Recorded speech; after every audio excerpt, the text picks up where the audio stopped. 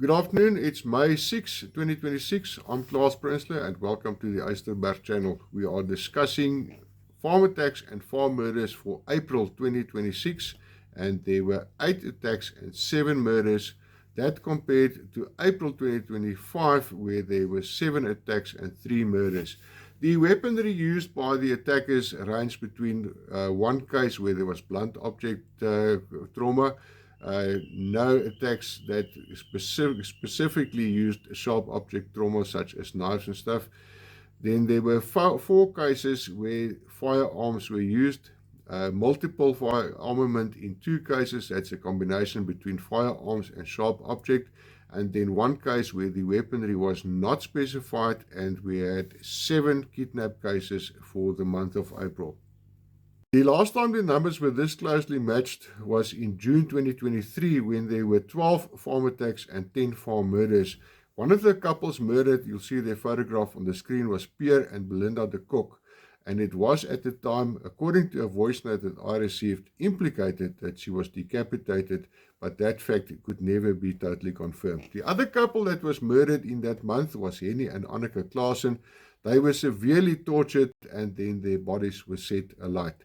Let's have a look at the breakdown per province.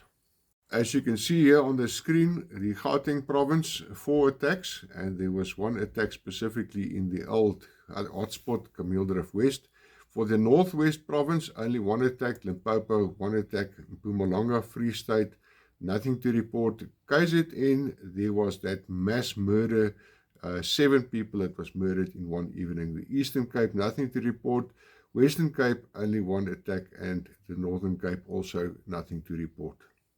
On April 29, as I said, in the Kameeldrift West area, 2 perpetrators with knives and 2 perpetrators with firearms. A total of 4 perpetrators breached the property and robbed the occupants. It could not be determined how the property was breached, as the fences were intact and the gate was still locked. Cell phones and groceries were taken in this case.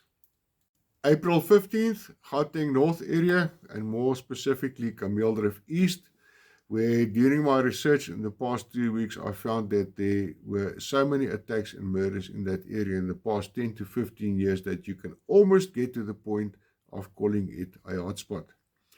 On that night, between 4 and 5 Bravo males breached the premises at approximately 23:30. The suspects moved past the first house on the property, which was not targeted. They moved then to a second house occupied by 3 elderly individuals. They first entered the bedroom of a 67-year-old male, where they tied him and held him at gunpoint, demanding firearms and cash. Thereafter, suspects moved to the second bedroom, where 76-year-old Trumpy Creer and his 72-year-old wife was sleeping. A military vet, he resisted trying to push the suspects out of the room, but a struggle ensued and he was severely assaulted, sustaining deep cuts to his head. Blood was reported throughout the kitchen area and on cupboards, indicating the severity of the attack. Various items were stolen from the house and all occupants were restrained using cable ties. An emergency call was received at approximately 23:43. The CPF Community Policing Forum reacted and observed a white Corsa pickup truck at the entrance of the property. The vehicle immediately departed and the reaction vehicle pursued the suspects. All suspects initially fled in this white Corsa pickup truck. At the corner of the Mulatto Road and Kameeldrift Road, 2 to 3 suspects jumped out of the vehicle. The remaining 2 suspects continued driving south on the Mulatto Road. The vehicle was later intercepted and 2 suspects, the driver and 1 passenger, was arrested. An unlicensed firearm along with items stolen from the house was recovered from the vehicle. The 76-year-old male was hospitalized for treatment and he has since been discharged. The Gauteng West rural area has been very busy in the past 3 months, and the next case was on April the 4th in the Carltonville area, where an unknown number of attackers moved on a family at Red Cap Ranch. They shot out windows and broke down doors to breach the dwelling. The man was said to be assaulted but managed to get his wife and minor child out of the house and told them to hide in the maize field next door. Loot was not specified, but it was loaded onto a vehicle and the perpetrators tried to flee. FarmWatch was alerted and reacted. Perpetrators fled on foot with no loot taken. Only light injuries were reported.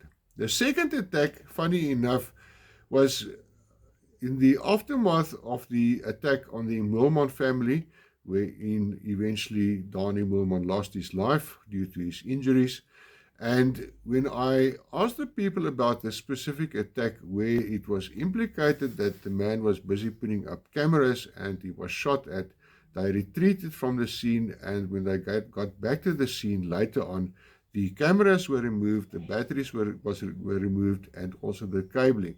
When I asked him about the case number, he denied that he was ever involved in this attack and that he does not even know about this specific attack. On the 29th of March, just outside the town of Brits at the Marlena Agricultural Holdings, which is also close to the Silkaardsnak area, a female victim was attacked after the perpetrators breached the house by force. They held her at gunpoint and took cell phones and laptops. We move over to the Northwest Province, where we had only that one attack. That was on April the 3rd at the Oregon farm in the Moeno area, where between 10 and 12 armed suspects robbed staff quarters belonging to the guest house. Shots were fired into the air, possibly to scare people or to scare away dogs. The staff were robbed of their belongings and suspects fled into an unknown direction. No empty shells were found and no injuries were reported. We're moving north, the Limpopo province, April 29th in Groblersdal area. This was a blueprint copy of the attack on March 16th, and I suspected as much. The single-armed attacker breached the dwelling again, and the owner of the farm reacted. Gunshots were exchanged, and the attacker fled. FarmWatch was alerted, and a search was conducted for the attacker, but by 5 o'clock the next morning the search was abandoned. The first attack was probably meant as a warning, as a toy gun was discovered on the scene at the time. This time, real firearms were used. Heavy losses were suffered during the April 9th farm attack in the Newark Tugela area on the Monswami family. The family of Alan Monswami was attacked by a group led by an employee. They were tied up and assaulted before an EFT was made to his son Kryden's account. His 21-year-old daughter Shamari, who was also disabled, was possibly violated before the family was loaded into Alan's bakkie and taken to a spot some 200 kilometers away from the residence in the Melmoth area. Here, the young Shamari was possibly violated again before being stabbed to death. Some members were shot and others stabbed to death and dragged into the bush. A domestic worker found the house in disarray the next morning and called the authorities. 3 suspects were arrested soon, found in possession of the stolen property, and one pointed out the crime scene to the police. 7 members of this family was murdered in one night. This is based on the article written by Dasan Tatia. The final case for the farm attacks and farm murders in South Africa, April 2026 edition, occurred on April the 4th at Rondevlei in the region of the city of George. The young male resident was attacked before midnight by 3 Afrikaans-speaking attackers. Their race could not be determined, and they assaulted him with a hammer, causing serious head injuries for which he had to be hospitalized. As far as could be determined, only a laptop was taken. That's all from me with regards to farm attacks and farm murders, April 2026 edition. 8 attacks, 7 murders. Does not sound that much, but one murder South Africa on a farm is one murder too many. 1 attack, 7 murders. That is disproportionately high. Thank you for taking the time to watch this video. It's not easy sitting here.